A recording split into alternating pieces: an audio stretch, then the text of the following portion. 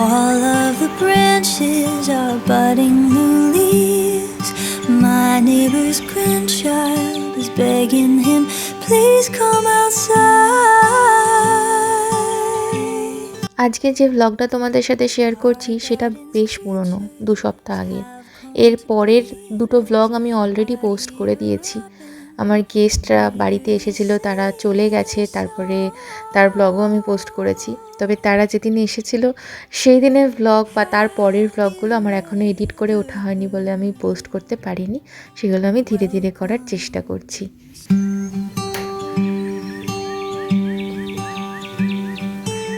All of the branches are budding new leaves.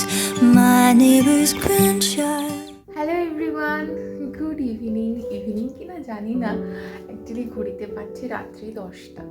রিওকে জাস্টই ঘুম পাড়িয়ে এলাম। আজকে হচ্ছে বৃহস্পতিবার, 23 তারিখ। সো আজকে ব্লগটা একদম এখান থেকে শুরু করছি। তার একটাই কারণ, সেটা হচ্ছে যে মানে সারাদিন এত বৃষ্টি হচ্ছে গত 2-3 দিন ধরে, সারাটা দিন মানে কোনো কিছু করতে ভালো লাগছে না। সেই জন্য কোনো ব্লগও শ্যুট করিনি, কিচ্ছু করিনি। জাস্ট যতটুকু কাজ না করলে না সেইটুকুই শুধু করছি, মানে কিচ্ছু ভালো লাগছে না। তো যাই হোক, রিও তো ঘুম পাড়িয়ে দিয়েছি, ওর কালকে স্কুল আছে। আর আমাদের বাড়িতে কালকে গেস্ট আসবে 2জন, যদিও তোমরা আগে দেখেছো তাদেরকে, তো তারাই আসবে। তো থাকবে 1 সপ্তাহ, ভীষণ মজা হবে। ব্লগ বানাবো ছোটো ছোটো সবার সাথে একসাথে। সো এখন থেকে ব্লগটা শুরু করছি আজকে। আশা করি ভালো লাগবে, দেখতে থাকো। কি গো, বাজার পেয়েছো কিছু? পাওনি? 3টের প্যাকেটও ছিল না? ওর নাওনি? আরে একটা তো নেবে কিছু। দেখো কাণ্ড, ক্যাপসিকাম লিখেছি। আমি কি লিখেছি কিছু যে 1 কিলো 3টে, এরকম কিছু লিখিনি তো। ক্যাপসিকাম। ও, তো রাত্রি 9টার সময় মনোজিৎ গেছিল বাজার করতে, কারণ আমাদের কোনো বাজার নেই আর হাতে সময়ও নেই। সেই জন্য মনোজিৎ অফিস করে আজকে রাত্রিবেলায় বাজার করে নিয়ে এসছে। লিডিলে গেছিলো, লিডিল 10টা পর্যন্ত খোলা থাকে, তাই 9টার সময় গিয়ে আমি লিস্ট করে দিয়েছিলাম, ঝটপট কয়েকটা জিনিস নেওয়ার ছিল, নিয়ে চলে এসেছে। চলো তোমাদেরকে একবার দেখিয়ে দিই কী কী বাজার করে আনলো। বললো ফুলকপি পাইনি, আর ক্যাপসিকামটা আমি বড় প্যাকেট লিখেছিলাম, মানে বলেছিলাম যদি পাও তো নিয়ে আসবে, যদি না পাও তো অ্যাটলিস্ট একটা ছোট প্যাকেট তো নিয়ে আসবে। একটাও নেই ক্যাপসিকাম। তো যাই হোক, দেখি কালকে বা মানে পরশু আবার আনতে যেতে হবে। একটা ব্রেড নিয়ে এসছে, এই ব্রেডটা হচ্ছে ফ্রি ব্রেড। লিডিলের এই একটা বেশ সুবিধা আছে, মানে মাঝে মাঝে না তোমার ফ্রিতে অনেক কিছু, মানে একটা দুটো করে জিনিস পাওয়া যায়। এই যে ব্রেড, ওই বড় গোল টাইপের বিস্কিট, চিপস। হ্যাঁ, এটাও ফ্রি? বাবা, কত কিছু ফ্রিতে জিনিস নিয়ে এসছো। রেড চিলি 2টো বড় বড় ফ্রি, ইস্ট, ছোট শসা এনেছো? ও, 2টো ছোট শসার প্যাকেট, বড় শসা একটা। এটা কি? আরে বাহ, আমি প্রথমবার দেখলাম। হ্যাঁ, আমরা ড্রাই অ্যাপ্রিকট খাই, রিওকে দিই। সো দেখতে খুব সুন্দর অ্যাপ্রিকটটা, না? দারুণ দেখতে। Apricot 1 packet. এখানে রয়েছে বেগুন, তার সাথে রয়েছে টয়লেট টিস্যু পেপার। এটা হচ্ছে বাসা ফিলে এনেছো? এটা পাওনি? ও, তেলাপিয়ার ফিলে বলেছিলাম, বাসা ফিলে। বাসাটা ভালো হবে। বাসা ফিলে আছে এখানে, 3টে ফিলে আছে। বিট রয়েছে এখানে, পেঁয়াজ, এখানে চিকেন কিমা। এটা তোমার বোনলেস চিকেন, এটা কিমা চিকেন। আর এখানে রয়েছে প্লেন ফ্লাওয়ার, ময়দা আর কি। আরে বাহ, এই পিজাটা আমার খুব ভালো লাগে। এই শিকাগো টাউনের এই লোডেড পেপারনি পিজাটা দারুণ খেতে, দারুণ। আমাদের তো দুজনেরই খুব ভালো লাগে। কোক, আরে বাহ, ফ্রি ওয়ে কোলা, নতুন। নিজেদের লিডল। আচ্ছা আচ্ছা, দুটো কোলা, ব্যাস এই হলো গিয়ে শপিং।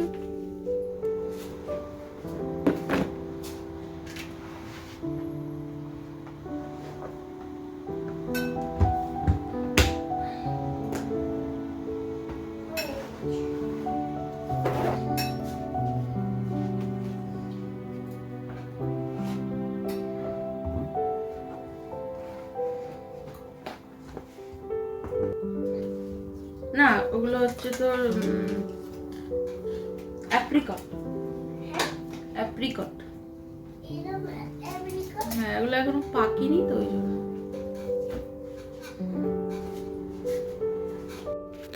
পরের দিন এখন সকালবেলায় ঘুম থেকে উঠে আগে রিওর সমস্ত কিছু রেডি করে দিচ্ছি।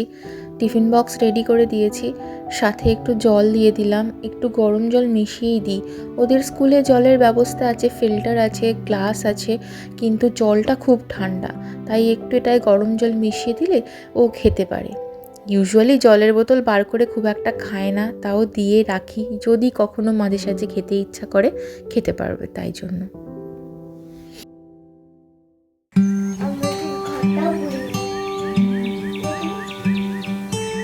All of the branches are budding new leaves. My neighbor's grandchild is begging him, please come outside.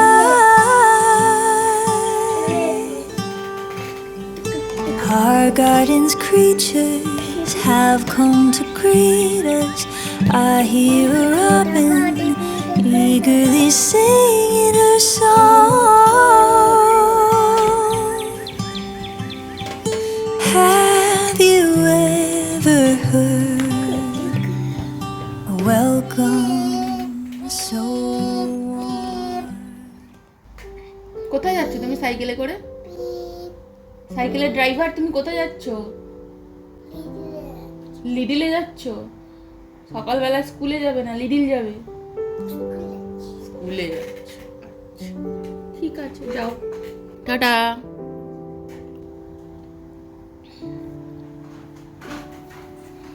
বাসা থাকবি তো? খেয়ে নিবি সব দিবি, ঠিক আছে? হ্যাঁ, আর জল ঘাটবি না কিন্তু, না টানছিস। ঘাটবি জল? ঘাটবি, ঠিক আছে? টাটা। আচ্ছা একটু ঘাটবি। Tata. Tata.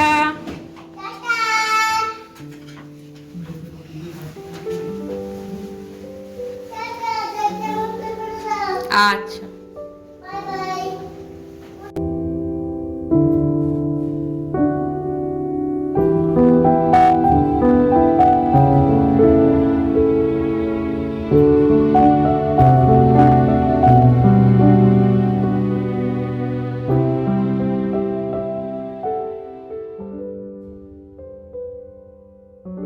Hello everyone, good morning. আজকে শুক্রবার, আবার সকাল থেকে ব্লগটা শুরু করছি, যদিও শুরু আমি অনেক আগেই করে দিয়েছি।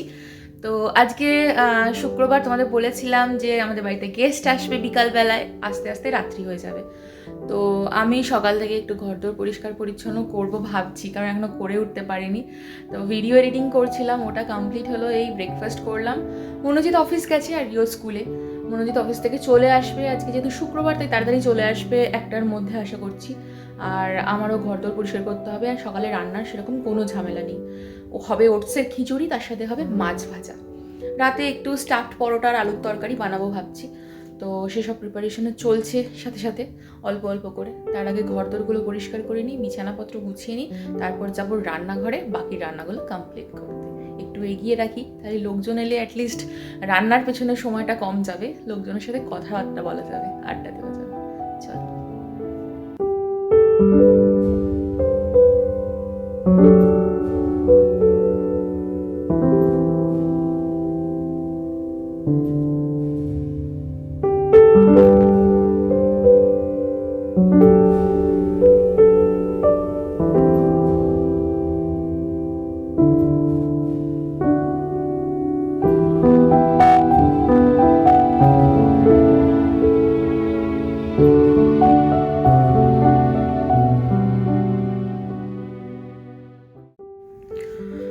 আমার এখানে বিছানা গোছানো হয়ে গেছে, আর নতুন পিলো কাভার পরিয়ে দিয়েছি দুটো বালিশে, আর একটা ডুভে কাভারও পরিয়ে দিয়েছি। এক্সট্রা আমাদের একটা স্পেয়ার ডুভে আছে, সেটাতে পরিয়ে রেখে দিলাম। আর আমাদের যেহেতু দুটো খাটই এই ঘরে রয়েছে, তাই আমাদের খাট একটাকে আমরা ওই ঘরে শিফট করাবো। মনোজিৎ আসুক অফিস থেকে তারপরেই। তবে এটা একটা সুবিধা কি, এই খাটগুলো সরাতে কোনো অসুবিধা হয় না, কারণ ভীষণই হালকা আর দুটো ভাগ আছে, এরকম দেখবে তো। এই যে দেখতে পাচ্ছি এখানে দুটো বক্স মতো রয়েছে, তো গদিটা জাস্ট উঠিয়ে দিয়ে একটা একটা বক্স নিয়ে চলে গেলেই পুরো বিছানাটা সুন্দর ওই ঘরে শিফট হয়ে যাবে। তো অসুবিধা কিছু হয় না ওই জন্য, তো ইজিলি এদিক ওদিক করা যায় মাঝে মধ্যে। বিছানাপত্র গুছিয়ে নিয়ে এখন এসেছি রান্নাঘরে একটু চাল ভিজিয়ে দেব। আমাদের চালটা শেষ হয়ে গেছে, তো চালটা আমি আমাদের কৌটোর মধ্যে ঢালবো, সেজন্য ভাবলাম তোমাদের সাথে শেয়ার করি। এই চালটার ব্যাপারে এই জন্যই শেয়ার করছি, যারা আমরা দেশে থাকি তাদের কাছে কিন্তু আমাদের সেদ্ধ চালের অপশান রয়েছে অনেক। তো আমরা খুব একটা দেখবে বাড়িতে নর্মাল ডেলি ইউজের জন্য কিন্তু বাসমতি চাল ব্যবহার করি না, কিন্তু যারা দেশের বাইরে থাকে সেক্ষেত্রে কিন্তু সেদ্ধ চালের অপশান ভীষণ কম। সেক্ষেত্রে আমি বলবো তোমরা সেলা বাসমতি রাইসটা ব্যবহার করতে পারো। এটা হলো সেদ্ধ বাসমতি চাল। এতে কিন্তু গন্ধ সেরকমভাবে কিছুই পাবে না বাসমতি চালের, কিন্তু টেক্সচার বা উপকারিতা কিন্তু সেদ্ধ চালের মতনই। নর্মালি কন্টিনিউ যদি তুমি বাসমতি চালের ভাত খেতে থাকো তাহলে কিন্তু একটা ডাইজেশনের সমস্যা হয়, পেটের সমস্যা হয় অনেকের ক্ষেত্রে। আমি বলবো না সবার হয় বলে, বাট অনেকের ক্ষেত্রে দেখা যায়। তো সেক্ষেত্রে তোমরা যদি এই রাইসটা কোথাও পাও, আমি বলবো একবার ব্যবহার করে দেখতে পারো। এই রাইসটা দিয়ে আমি বিরিয়ানি, ফ্রায়েড রাইস, নর্মাল ভাত তো খাই, মানে সব কিছুই আমাদের এই রাইসটা দিয়েই হয়, এবং আমি এখনও পর্যন্ত কোনো পার্থক্য খুঁজে পাইনি। হ্যাঁ, হয়তো বাসমতি চালের মতো খুব সরু হয় না, একটু সামান্য, তবে লম্বা হয় বাসমতি চালের মতনই, এবং তার থেকে বেশি বলতে পারো। আর সবথেকে বড় ব্যাপার যেটা হয় এই চালের, সেটা হচ্ছে এই চালটা কিন্তু বাসমতি চাল যেমন একটু বেশি ফুটে গেলেই নরম হয়ে যায়, এটা কিন্তু সেইটা হয় না। এই দিক থেকে কিন্তু আমার মতো কুক যারা রয়েছে, একটু এদিক ওদিক নজর হটে গেলেই কিছু না কিছু অঘটন ঘটায়, তাদের জন্য কিন্তু এই চালটা ভীষণ হেল্পফুল, আর পেটের জন্য তো ভীষণ ভালোই বলবো।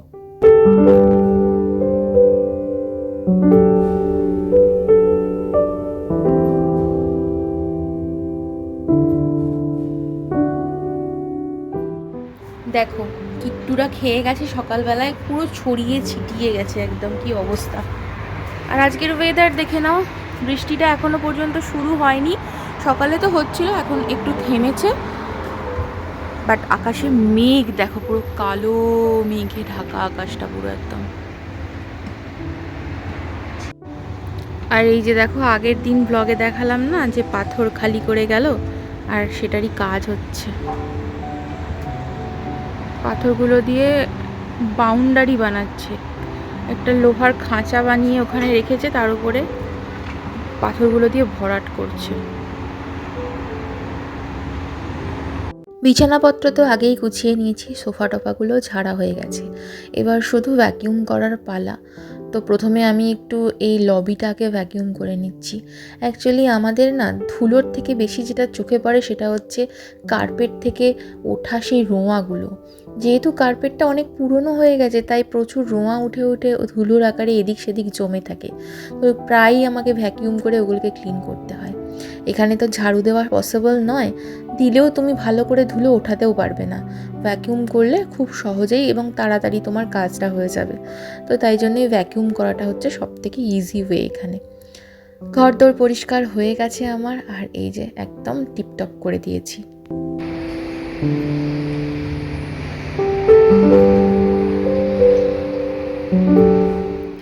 তো মনোজিৎ অফিস থেকে চলে এসেছে, এখন ওখানে মিটিং করতে করতে আমাদের লাঞ্চ হবে। আর আজকে ওদের অফিস থেকে কিছু বাজার নিয়ে এসছে, যার মধ্যে রয়েছে এখানে 4 প্যাকেট মাশরুম, একটা 3টে ক্যাপসিকামের প্যাকেট, এটা এসেছে পিচ, 4টে আছে, কতটা আপেলের মতো দেখতে। আর রয়েছে এখানে 3 প্যাকেট ধনে পাতা, এটা ডাবল ক্রিম, আর এখানে পেঁয়াজ আর দুধ আছে। তো 1 এত কিছু বাজার করেছে, আর একটা কাস্টার্ডও আছে ওখানে ছোটো মতো কাপে। তো এত কিছু বাজার করেছে মাত্র 2 টাকা 86 পয়সা, 3 টাকাও হয়নি। তো এই শুক্রবারটা আমার এই জন্যেই ভালো লাগে। মনোজিৎ অফিসে যায়, চা খেতে আমি চাই তাই। চলো লাঞ্চ করে নিই। আমাদের লাঞ্চে আছে ওটসের খিচুড়ি, আমি একটু মাখানাও দিয়েছি, মাখানা দিয়ে বানিয়েছি। এখানে রয়েছে পাঁপড় সেঁকা, আর রয়েছে এখানে মাছ ভাজা, আর এটা রিওকে সকালে ভাত বানিয়ে দিয়েছিলাম একটু রাইস টাইপের, তো সেটাই।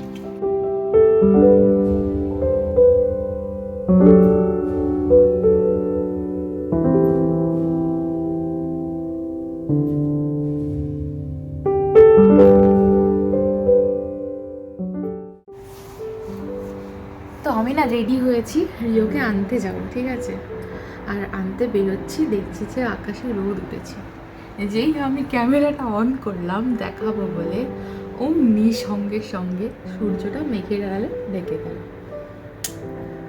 প্রায় 3 দিন টানা বৃষ্টি হওয়ার পরে আজকে একটু সূর্যের মুখটা একবারের জন্য দেখা গেল আর কি। যাই হোক, আমাদের উইকেন্ডে একটা প্ল্যান হয়ে আছে, আমি জানি না সেই প্ল্যানটা সাকসেসফুল আদৌ হবে কি না। মানে যবে থেকে প্ল্যানটা করেছি না, তবে থেকেই বৃষ্টিটা শুরু হয়েছে। দেখা যাক কি হয়, হোপ ফর দ্য বেস্ট, দেখা যাক কি হয়। রিওকে স্কুল থেকে নিয়ে এসে ওকে খাইয়ে দাইয়ে একটু ঘুম পাড়িয়ে দিয়েছিলাম, কারণ আজকে যেহেতু আমাদের একটু দেরি হবে খাওয়া দাওয়া করতে, আর যেহেতু উইকেন্ড প্লাস রিওর সামার ভ্যাকেশন শুরু হয়েছে আজ থেকে 1 উইকের জন্য, তাই একটু ঘুম পাড়িয়েই দিলাম, যাতে করে ঘুমিয়ে নিলে একটু ওরও ফ্রেশ লাগবে আর খেলাধুলা করতে পারবে, ঘ্যান ঘ্যান করবে না, সেই জন্য। Good evening everyone. এখন ঘড়িতে মোটামুটি 8টা মতো বাজছে, আর আমার গেস্ট অলরেডি প্রায় চলে এসেছে বাড়ির কাছাকাছি। তাই আমি আর ঘুমিয়ে পড়েছিলাম, ঘুম থেকে উঠে এসে মানে তাড়াহুড়ো করে উঠেছি আগেই, মনোজিৎ কফি টফি করে নিয়ে এসে আমাকে ঘুম থেকে ডেকে তুললো। তখন মোটামুটি ওই 7টা 15 মতো বাজছে। আর এখন এসেছি একটু তেলে ভাজা ভাজছি, আলু দিয়ে পেঁয়াজ দিয়ে ধনে পাতা কাঁচা লঙ্কা দিয়ে আর কি, এই ছোটো ছোটো বড় মতো করে, যাতে মুড়ি খাওয়া যায় সবাই মিলে বসে। তো এখন সেটাই চলছে।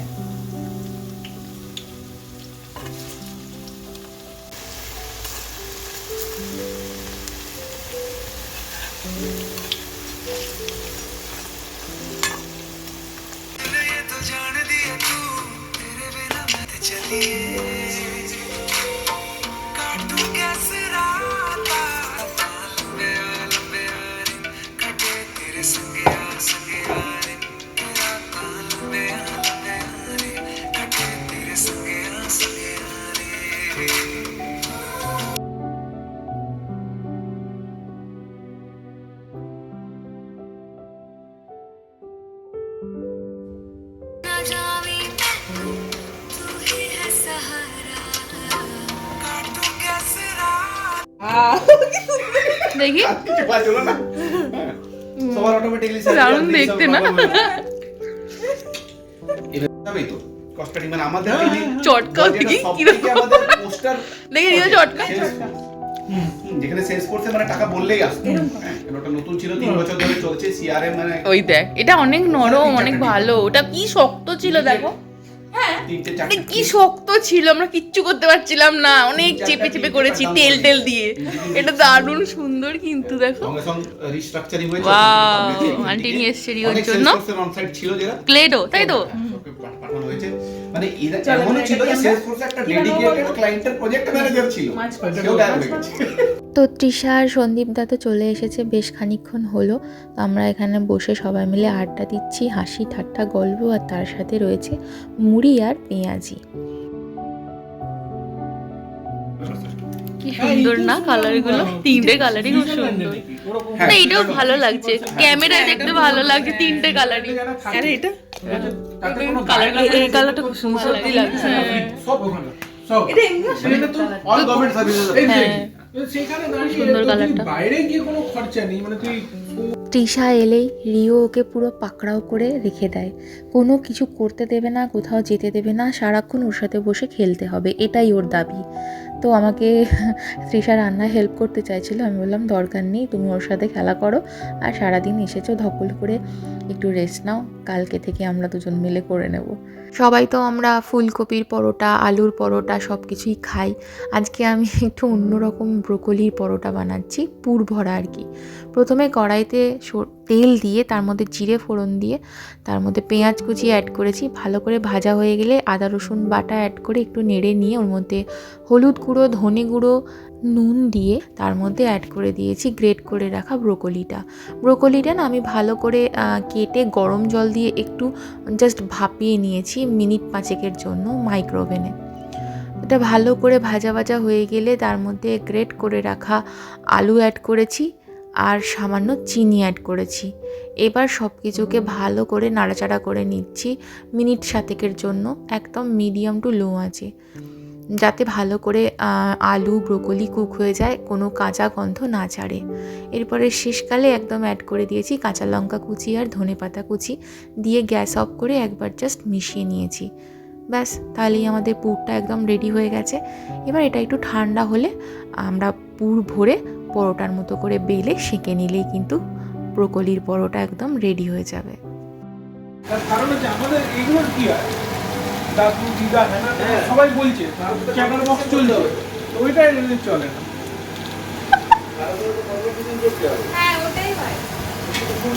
আমি এটাই বলছেন না, ওর দাদু মানে এর বাবা আর কি, ও খেলে যাচ্ছে, ঘুরে বেড়াচ্ছে, কি করে যাচ্ছে, সে ছড়া বলে যাচ্ছে, এবিসিডি বলে যাচ্ছে, ও শুনছেও না, দাদু বলে যাচ্ছে। আমি আমার শ্বশুরমশাইকে বলছি যে কেন বলছেন, বলছে ওর পর্দায় পড়ছে। আমি বলছি আমাকে বলতে দাও। আজকে রান্নাঘরে আমি আর মনোজিৎ দুজনেই হাত লাগিয়েছি। রিও ওদিকে তোর তৃষার সাথে খেলতে ব্যস্ত, তাই ডিস্টার্ব করার কেউ নেই। তাই মনোজিৎ ওদিকে আলুর তরকারিটা আজকে বানিয়ে দিয়েছে, আর আমি এখানে পরোটাগুলো সেঁকে নিচ্ছি আস্তে আস্তে এক এক করে। তারপরেই আমরা ডিনার করে নেব। চলো চলো।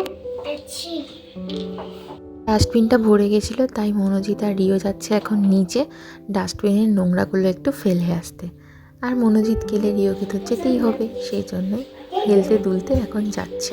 হাঁটার স্টাইলটা দেখো না, এদিক সেদিক, আর তার সাথে নিজের মনে কী যে অবান্তর বকে যাচ্ছে তার নেই ঠিক। দে লিফটটা দে।